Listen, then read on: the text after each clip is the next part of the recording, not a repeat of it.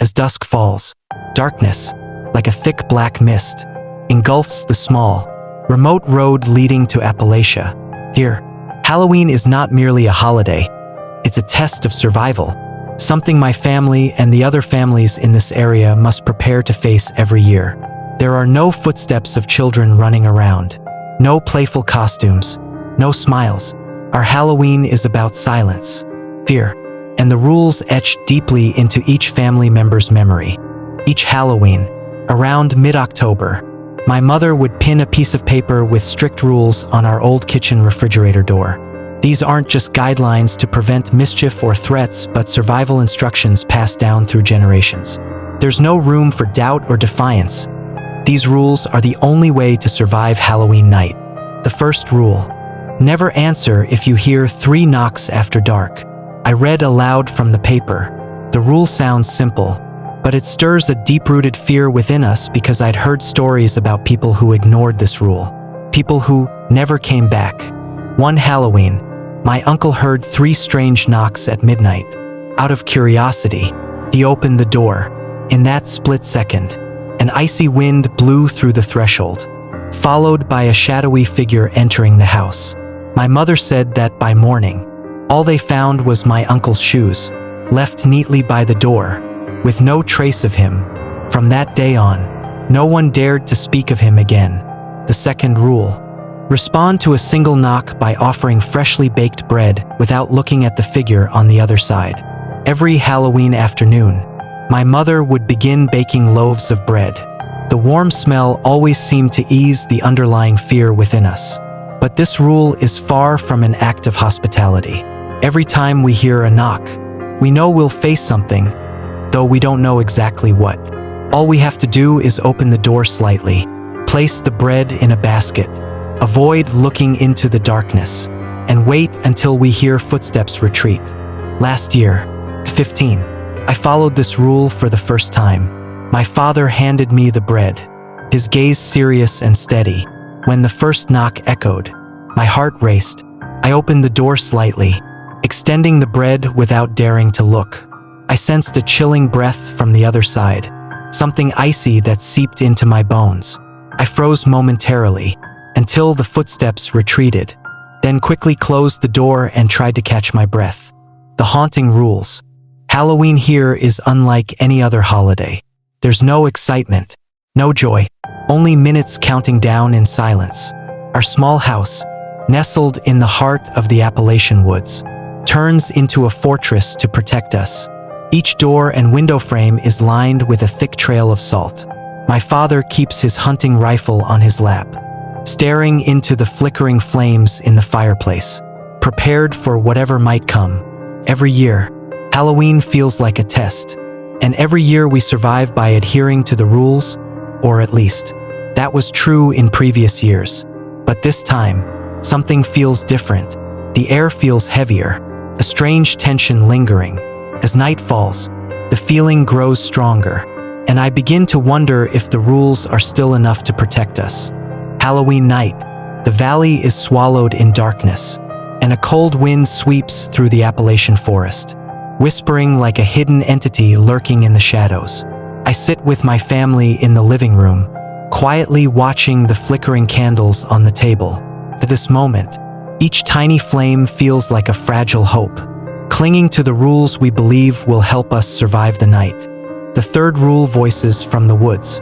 One of the eeriest and most frightening rules is, never answer if you hear a voice calling from the woods.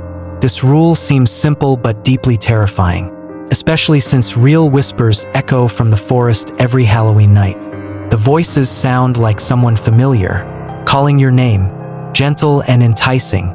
My father always says those voices are not an invitation. They're temptation, a test. Anyone who has ever responded or ventured into the forest never returned.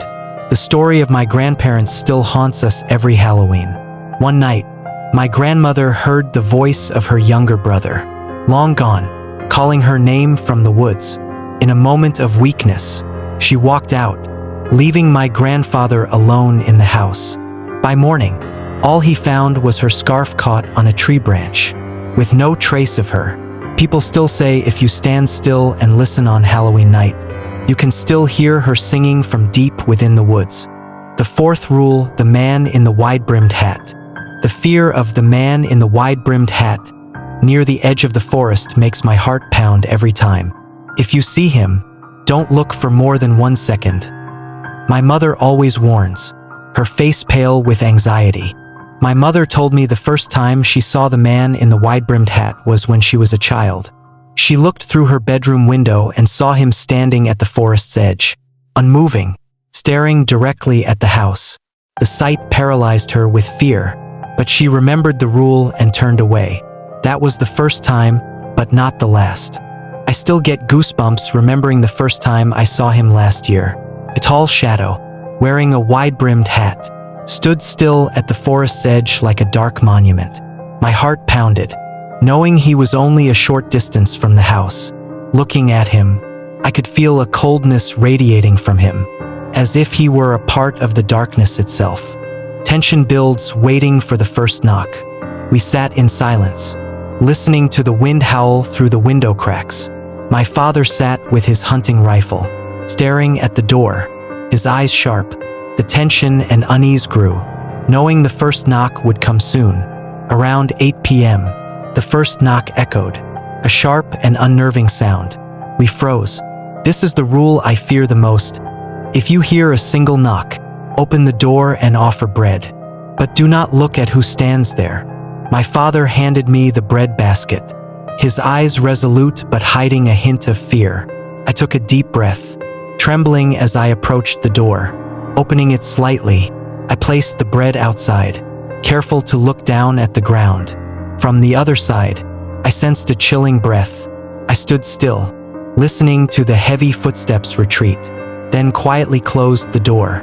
Returning to the living room, I tried to calm myself, but a lingering fear stayed with me. My father put his hand on my shoulder, a silent reminder that the worst was over, at least for now. Chains in the dark. The night continued, but tension did not ease. The fifth rule is etched deeply into my memory. If you hear chains dragging, sprinkle salt on all windows and doors within 1 minute. This rule chills me. It's not a natural sound. It's something otherworldly, lurking in the dark. Close to midnight, when everything seemed quiet, we heard it, chains scraping on the ground. A metallic, ghostly sound. Instantly, we moved. My mother grabbed the salt, lining each window and door while I helped her reinforce the salt around every crevice. We knew that if we didn't act fast, we'd be in danger. The chains grew louder, seeming to move along the front porch, heavy and menacing. Each step sounded closer and closer. Finally, they began to move away, fading into the darkness. The breath of darkness. As the clock struck midnight, we huddled in the dim light of the fireplace. My father gripped his hunting rifle, and my mother sat close to me and my brother, Isaac. The knocks had stopped. The chains had gone quiet, but we knew we couldn't let our guard down. Halloween night was far from over, and the Appalachia woods held secrets best left untouched. As the night wore on, the air inside grew colder. A tangible unease filled every corner of our small house. My father sat still, staring at the door, ready to face anything that tried to enter. My brother, Isaac, and I huddled close to our mother, listening to the crackling fire, trying to calm our hidden fear. A rule breaks. We thought everything was calm after the ominous chains had gone. But then another knock echoed. This time, it was different, not the dreaded 3 knocks, nor a single knock for the bread. Instead, it was a frantic, pounding knock, as if something was desperate to break down the door. We froze, staring at the door. My father gritted his teeth, gripping his rifle as he glanced at the paper of rules. Yet nothing on it addressed this kind of knock. The air filled with confusion and fear, uncertainty heightening our terror. We didn't know what to do. Isaac squeezed my hand, his face pale. "What's happening?" he whispered, eyes fixed on the door. My father approached, trembling but resolute. He pressed his finger to his lips, signaling us to stay silent. He cracked the door open, glancing outside, then froze. I felt his fear seep into me, an unspoken horror that clung to the air. "I told you not to look outside," my mother whispered, her face ashen and lips trembling. Facing the shadow, we stood frozen as my father slowly closed the door, turning back to us, his face pale, eyes haunted. He said nothing, but his expression told us something was terribly wrong. Then, the sound of chains began again, but this time, it came from within the house. I didn't understand how that could be. Every window and door frame was meticulously lined with salt. I recalled the fifth rule, and a realization hit me. If one rule was broken, could the others still hold any power? In that moment, a shadow appeared at the end of the hallway, barely visible in the candlelight. It wasn't human. It was a faint shape, cloaked in darkness, emanating death and coldness. It moved toward us slowly, dragging the chains with each step. My mother clung to me and Isaac, pulling us closer to the fireplace. My father raised the rifle but hesitated, unsure if such a thing could be harmed by a weapon. "Get out of my house," he shouted, his voice echoing through the room. But the shadow advanced steadily, undeterred. Memories of old tales. In the depths of terror, an old memory surfaced. I recalled the stories my grandparents had told about Halloween. Tales of dark entities that never truly left our world. People said they were lost souls, trapped between realms, returning on Halloween night to seek the living. Suddenly, my grandparents' warnings made sense. Never look directly into the eyes of darkness. Once you've seen it, it will know you exist and will never let you go. In an instinctive reflex, I turned away, trying not to look at the shadow. Isaac clutched my hand tightly, his palm icy. I knew he was doing the same, avoiding looking at the figure only a few feet away. The only way to survive. The shadow continued forward, the sound of chains dragging against the floor, metallic and agonizing. My mother whispered in ragged breaths, "What do we do now? How do we get rid of it?" Then an idea struck me. Sunlight was the only thing the darkness feared. I glanced at the window, sensing dawn was near. We only needed to hold on a little longer, just a few more minutes, but each second stretched endlessly. I whispered to Isaac and my mother, "We have to stay here, by the fire. Dad, I think the flames weaken it." My father nodded, a flicker of hope in his eyes, and he added more wood, stoking the fire to a stronger blaze. The shadow hesitated, as if intimidated by the fire's glow. But then, slowly, it began circling us, seeking a way to approach from behind. Release. The sky gradually brightened. A faint ray of dawn peeked through the window, making the shadow fade little by little, as if erased by the morning light. At last, it vanished. The ominous sounds ceased, leaving our home in absolute silence.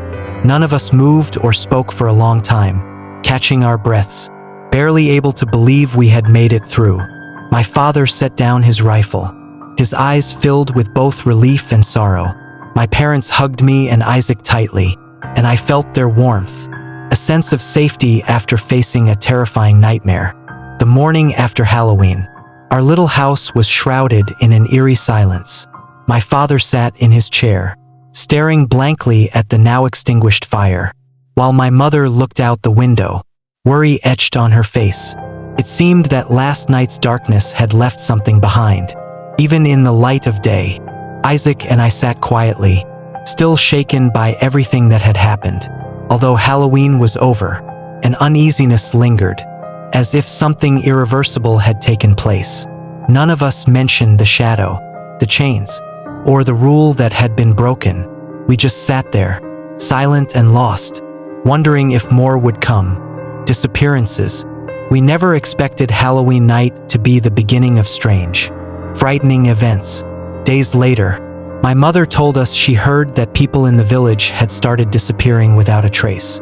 They were people from nearby areas, families who either disregarded the old rules or scoffed at the local superstitions. One such person was old Mr. Anderson, who lived alone in a small cabin about a mile away. People said he never bothered with Halloween. leaving his lights on all night, challenging the darkness. But now, his cabin lay abandoned, no trace of its owner. When we passed by, his home looked foreboding, the open windows like a gaping void, as if swallowing anyone who dared to look inside. A chill crept down my spine, and rumors spread that the shadows of Halloween still haunted the village, that breaking some of the rules had stirred something. Fathers change. After Halloween night, my father was no longer the same. He became quiet and distant, no longer engaging with us as he used to. Something dark and secretive lingered in his eyes, as though a part of his soul had been imprisoned by the darkness that night. I remembered the look on his face when he saw the shadow, a glimpse of fear he tried so hard to hide from us. Gradually, he stopped going out as much. He would often sit by the window, gazing out as if waiting for something. Sometimes, I would hear him muttering strange, fragmented words in a language I didn't understand. Isaac told me he once saw Father walking toward the woods late at night, though when we asked our mother, she didn't know anything about it. After that, I never dared to ask again, but a deep fear settled within me that something within my father had been altered forever. The fading rules. The paper listing the Halloween rules was taken down from the refrigerator, but strangely, each word on it began to fade as if erased by an invisible hand. When I asked my mother, she stared at it with a puzzled expression, as if she didn't understand why. "We might need new rules," she said, voice heavy with worry. "These rules aren't strong enough anymore." The thought that our protective rules could be losing their power made me shiver. Since childhood, we'd always believed that strictly following these rules would keep Halloween peaceful. But now, the rules seemed feeble against the shadows. A deep unease seeped into every corner of our home, as if we'd been abandoned by the forest's protection. The warning dream. One night, I had a strange dream. In it, I stood in the middle of the forest, enveloped in thick, cold fog. Before me was a woman with a pale face and deep eyes, which seemed to hold a dark sky within them. She wore a long black dress, her hair flowing loosely around her face. "The rules have changed," she whispered, her voice echoing in my mind like a nightmare. "Remember, next Halloween will be different from any before." I wanted to ask what she meant, but my lips wouldn't move. She looked directly into my eyes, then vanished into the mist.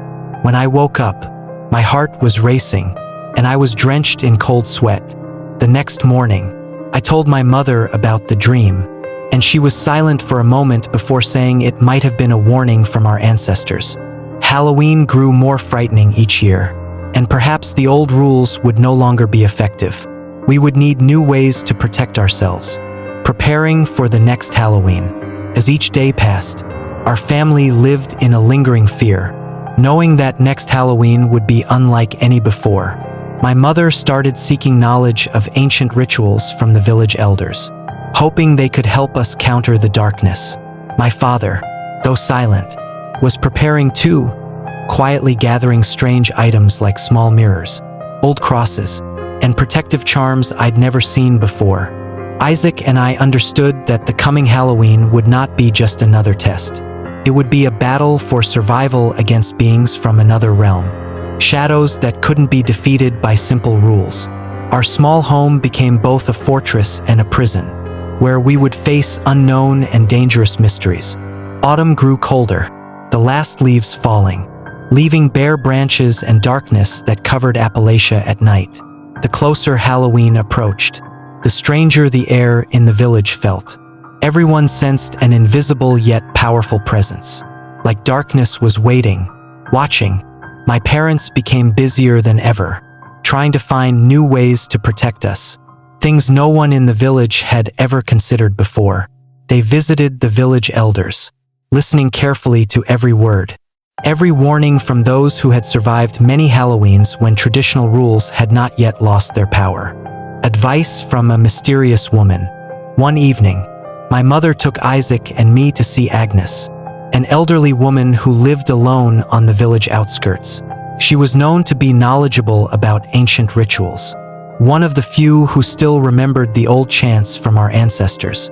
Her house was humble, covered in dust, with a strange aroma from the herbs hanging everywhere. The rules everyone follows are no longer strong enough, Agnes said in a warm, mysterious voice. This Halloween will be different. Darkness will try to break the barrier between worlds. If you want to survive, you'll need more than the old rules. I looked into her deep, knowing eyes, my breath growing heavier as I took in her warning. She told us we would have to perform a special ritual to protect our home, one that only certain chosen families could carry out. The protective ritual circle of salt and green candles. Agnes taught us how to create a protective circle of salt, a specific kind she called living salt, salt gathered from distant seas, purified by Agnes herself. This circle of salt had to surround the house and be laid out precisely at sunset on Halloween night. But that was only the first step.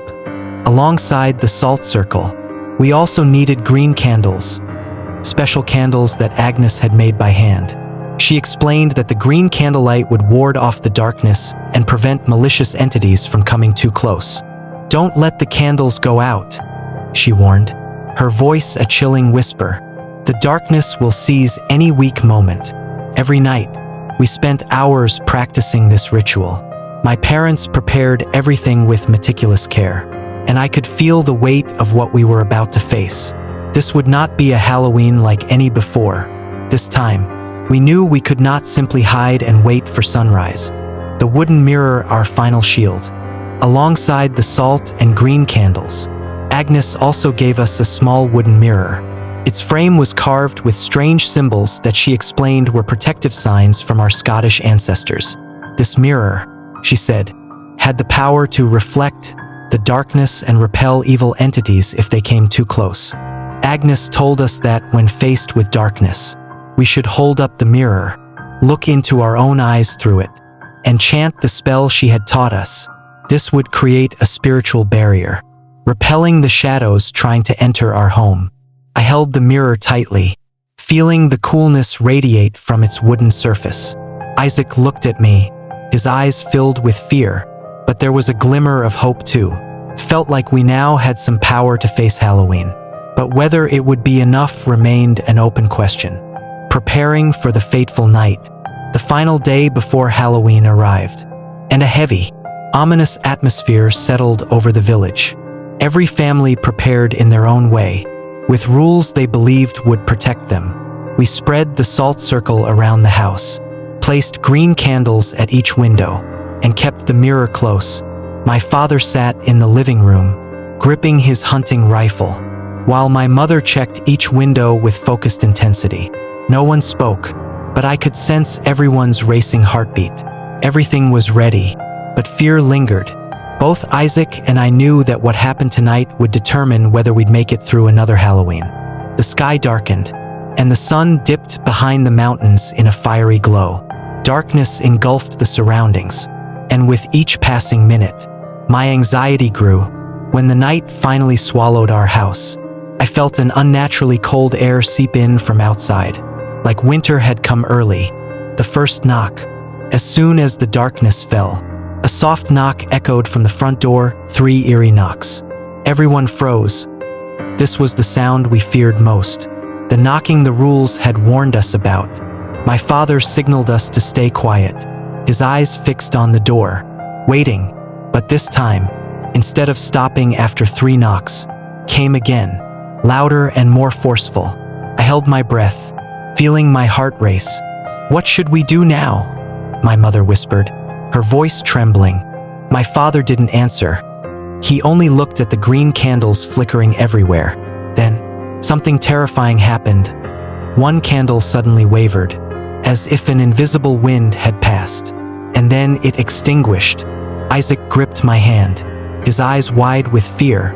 I knew that if we didn't act, our protection could break, and darkness would enter. My father rushed to relight the candle, but just as it flared up, the chilling sound of chains came again. That sound was haunting, as if something was approaching, step by step, closer and closer. The dragging of chains echoed from afar, slow and eerie, like a malevolent force drawing closer with each step. The room was dimly lit by the green candles, but their light wasn't enough to dispel the growing tension within us. My father held his rifle, his eyes sharp yet filled with dread. As the sound drew closer, my mother whispered the spell Agnes had taught us. Holding tightly to the wooden mirror, Isaac sat beside me, his eyes full of fear, his cold hand gripping mine. We knew that this Halloween would not be like any other. This was a battle for survival. The darkness enters. The chains stopped right in front of the door. A chilling silence settled over the house, broken only by the faint crackling of the candles. Everyone remained silent, waiting for what would happen next. Then, the 3 knocks echoed again, louder and more deliberate. I felt the hairs on the back of my neck rise, and my heart pounded. My father motioned for us to back away from the door. He approached it cautiously, holding up the mirror Agnes had given us, hoping it would protect us. As soon as he raised the mirror, a shrill, piercing scream came from outside. The house trembled, walls shaking under an unseen force. Darkness seeped through the windows like thick smoke, slowly creeping into the living room. We stepped back, covering our ears against the piercing sound, while my father attempted to chant Agnes's spell. But the darkness did not stop, it spread, swallowing the green candlelight until the room dimmed. The candles extinguished. Gradually, each green candle went out, leaving the room in darkness. The presence of the shadow grew stronger, as if it had waited for this moment for a long time. When the last candle was extinguished, an icy coldness filled the room. I heard Isaac's quick breaths beside me, and my mother tried to shield us, but I knew that nothing could protect us anymore. The shadow slowly took shape in the center of the room. It was a tall figure wearing a wide-brimmed hat, with eyes like black holes, no light, no life, only darkness. This was the entity the rules had warned us never to look at directly. But now, it stood before us, and there was no way to avoid it. My father stepped back, his eyes wide with terror. I'd never seen him so afraid. He raised the mirror again, but the shadow seemed unaffected, standing there, radiating a suffocating, deadly energy. The forgotten spell. In that moment of despair, my mother remembered the emergency spell Agnes had taught her. It was an ancient incantation, meant for those facing true darkness, for spirits that couldn't be repelled by ordinary means. She closed her eyes, focusing as she began to chant. Her voice was steady and powerful, each word piercing the heavy silence. At first, the shadow didn't respond, but gradually, I felt a shift, as if it hesitated. Its empty eyes focused on each word of the spell. Isaac and I held each other's hands tightly, trying to stay strong as our mother's voice grew louder. But the shadow didn't disappear. It seemed to resist, struggling against the power of the words. The mirror reflects the darkness. As my mother chanted, I noticed a faint glow from the mirror in my father's hand. The light was weak, but it seemed to have an effect. As the shadow began to retreat, step by step, "Dad, look into the mirror," I shouted. My father held the mirror up, directing it toward the shadow. I watched as his own reflection appeared in the glass, mirroring the darkness strangely. At that moment, a powerful force seemed to rise from deep within the mirror, and the shadow let out a deafening scream, a cry that tore through the silence. The room flooded with an unearthly light from the mirror, and the shadow began to dissolve, vanishing slowly, as though pulled into the glass itself. Dawn of relief. As the shadow faded, we collapsed onto the floor, breathing heavily, overwhelmed by fear and relief. The room was silent, illuminated by the faint morning light coming through the window. No one spoke, but I knew everyone felt something deeper, darker than any Halloween before. Agnes's mirror had lost its glow. Lying still on the floor, my father picked it up, staring into its depths, as though searching for answers. I could see he was trying to steady himself, but his hands still shook. My mother held Isaac and me close, her tears falling silently on my shoulder. They were tears of fear, horror, and release. We had survived. But I knew that from now on, Halloween would never just be a night to hide. This night had changed everything. When the sun rose and light filled the Appalachia woods, I thought it was over, but even in daylight, our home felt cold and strangely silent. My parents sat side by side, staring, neither saying a word, as if still shaken by what had happened. Isaac clung to me, his worried gaze darting to every shadowed corner in the house. I could feel something unnatural in the air, an invisible mark left behind, as if the shadow had never really left. The house isn't the same. In the days that followed, none of us felt completely safe. Halloween was over, but our house was no longer the sanctuary it once was. Every corner seemed shrouded in a misty, cold aura. Each night after sundown, strange sounds returned, faint, persistent knocks, like the beat of something from the other side of the world. My father and mother tried to reassure us, but I could see the tension in their faces. Isaac wouldn't sleep alone anymore. He insisted on staying close to me every night, fearing that the darkness might come back. Fathers change. After that terrifying night, my father changed completely. He grew silent and distant, his gaze filled with a deep, unspoken worry. He often sat alone in the dark, staring into the mirror Agnes had given us. Each time he looked into it, his face transformed, his eyes empty, as if his soul was being drawn into the mirror's depths. My mother tried to pull him from that shadowed state, but he seemed haunted by what had happened, unable to escape the feeling that something still lingered. I overheard her whispering to Agnes, asking if the shadow had left a mark on him. Agnes simply replied that what we faced was beyond anyone's full understanding. That darkness isn't just a spirit, Agnes said, her voice a heavy whisper. It's a memory, a lingering pain of restless souls. Once you look into it, part of you will forever be marked. Nightmares. A few days after Halloween, strange nightmares haunted me. In my dreams, I stood in the forest, where darkness shrouded every leaf and branch. A figure wearing a wide-brimmed hat walked slowly toward me, eyes fixed on mine. I couldn't escape. I was trapped in its presence, unable to scream or move.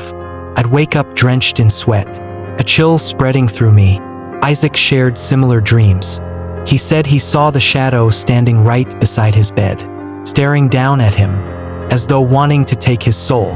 Each night passed in terror, and neither of us dared to close our eyes. My mother tried to comfort us, saying it was just the lingering effect of Halloween night, but I could see she didn't fully believe her own words. We all felt something had entered our house that hadn't truly left. The darkness returns. One night, after everyone had fallen asleep, I heard a strange sound coming from the living room, the dragging of chains, soft but unmistakable, like the chilling sound from Halloween night. My heart raced as I crept down the hallway to see. In the living room, I found my father, sitting alone in the dark, staring at the mirror. His eyes were lifeless, as though swallowed by darkness. Strangely, the mirror emitted a faint glow, as if pulling something from within him. "Dad?" I whispered, voice trembling with fear. He turned toward me, his empty eyes meeting mine, and in that moment, I knew this wasn't the father I knew. Something had changed within him, something the darkness had claimed. My mother and Isaac woke up, drawn to the unsettling scene. My mother held us back, her eyes wide with fear yet filled with determination. She knew that to free my father from this haunting, we would have to perform one last ritual, one that Agnes had warned was dangerous and only to be used as a last resort. The final ritual of release. The next morning, we went to Agnes. She looked at my father, her gaze filled with understanding and sorrow, but she knew we were out of time. She handed us a packet of herbs and a powerful chant to release a soul from the darkness's hold. "Remember, this ritual will be difficult," Agnes warned, her voice solemn. "It will make the darkness fight back, but if you stay strong, it will have to leave." That night, we prepared everything as Agnes instructed. My mother spread the herb powder around my father, while Isaac and I held green candles, ready to recite the chant. The room was pitch dark, with only the faint candlelight forming a protective circle. My mother began the chant, her voice steady and deep, each word piercing the silence. As she chanted, the room began to tremble, and a piercing scream filled the air, the sound of a spirit being driven from our world. My father writhed, as if an invisible force was holding on to him. We held firm, chanting along with my mother, gripping the candles tightly. At last, the darkness began to recede, little by little, as if forced to withdraw. After what felt like hours, silence returned, and my father collapsed, exhausted but alive.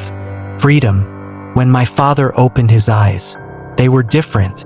The darkness had left him, though traces of it remained, a deep fear that would never truly fade. He hugged my mother, Isaac, and me tightly, and in that moment, I felt a warmth, the closeness of family, that I hadn't felt since Halloween began. This Halloween had changed us forever. Though the darkness was gone, I knew it had never truly left. It only lay in wait, leaving its mark on our home and in our hearts. In the days that followed, my parents decided to leave Appalachia, to escape the home that had seen too many terrors. We started a new life, but the memory of that Halloween would always linger, reminding us that some things in the dark are best left undisturbed. The family survived their harrowing Halloween night, but they understand the darkness has left a lasting impression. Their lives will never be the same, though they've escaped the haunting of that Halloween.